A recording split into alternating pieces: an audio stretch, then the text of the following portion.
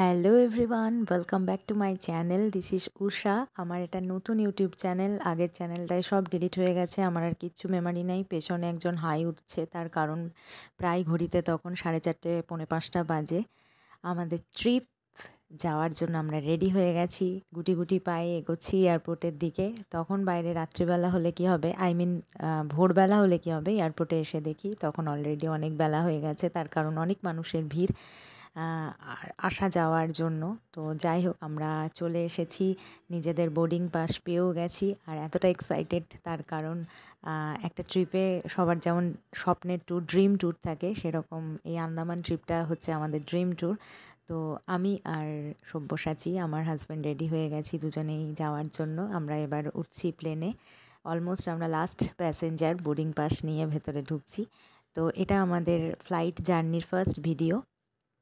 তারপর আস্তে আস্তে ডে 1, ডে 2, ডে 3 করে সব ভিডিও আপলোড করব।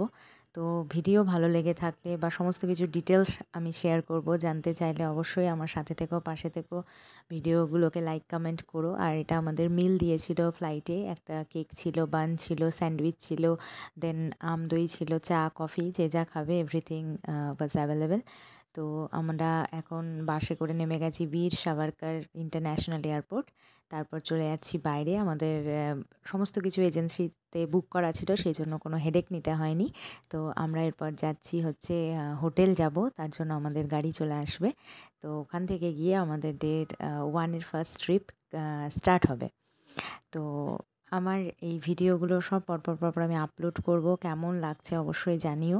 আর এটা আমার নতুন ইউটিউব চ্যানেল, ভালো লাগলে সাথে থেকো, পাশে থেকো, সাবস্ক্রাইব করে যেও। আর অবশ্যই কমেন্টে জানিও। তো আমরা এখন যাচ্ছি হোটেলে। আমরা পোর্ট ব্লেয়ারে শ্রী কেপিএন হোটেলে ছিলাম। যাই হোক, তোমরা দেখো ভিডিওগুলো। এটা আমার ফার্স্ট আন্দামান ট্রিপের আপলোডেড ভিডিও, আমাদের journey from Netaji Subhash Chandra Bose international airport to Veer Damodar Savarkar airport. By.